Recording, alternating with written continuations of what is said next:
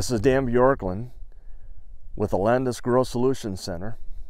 I've been an agronomist for 40-some years and joined Landus 4 months ago because of the Innovation Center, because of all the companies that have started up in the last 5 years or so with billions of dollars of venture capital going in to explore what I consider one of the most interesting and one of the most misunderstood aspects of agriculture today, and that is the whole area of biologicals.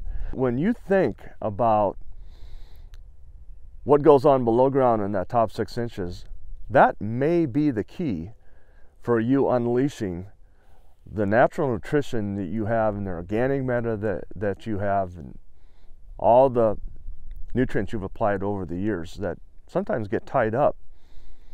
So we'll be talking about that today and going into a little bit more in depth. How many microorganisms live in this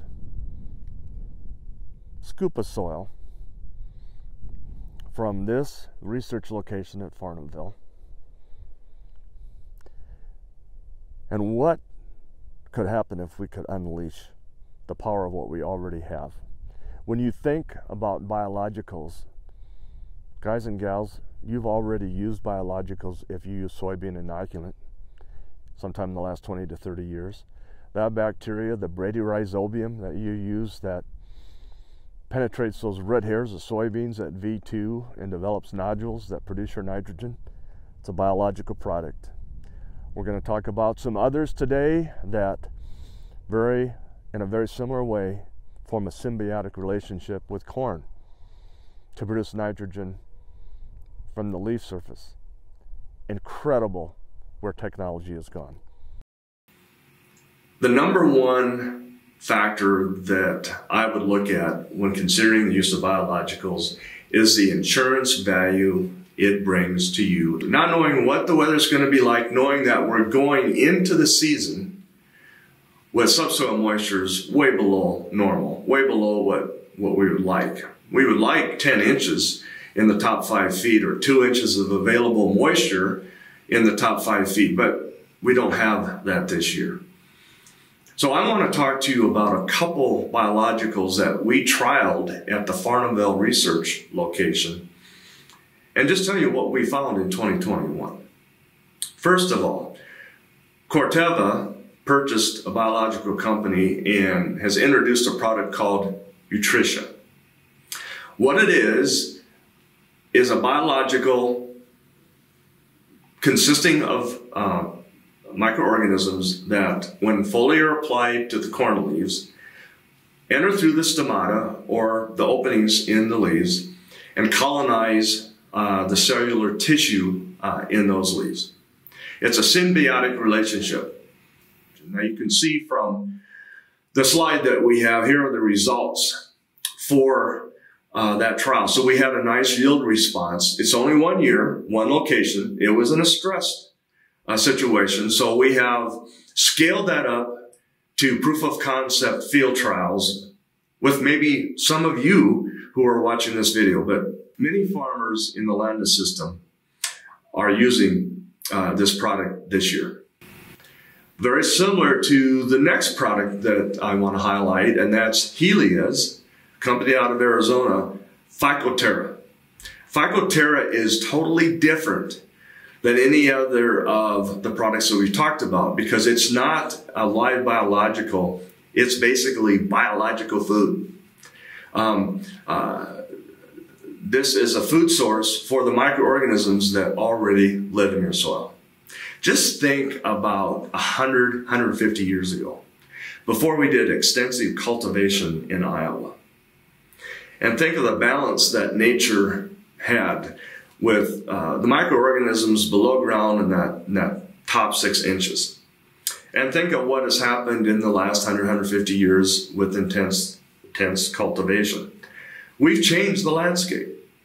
We've had to have changed the landscape, and that includes the plant health and the soil health. And so the focus with this company using PhycoTerra is to feed those microorganisms in your soil and by doing that, to get them to be more available and more plentiful to enhance the yield of corn and soybeans. That's the purpose. So we ran another trial, and you can see the slide listed here.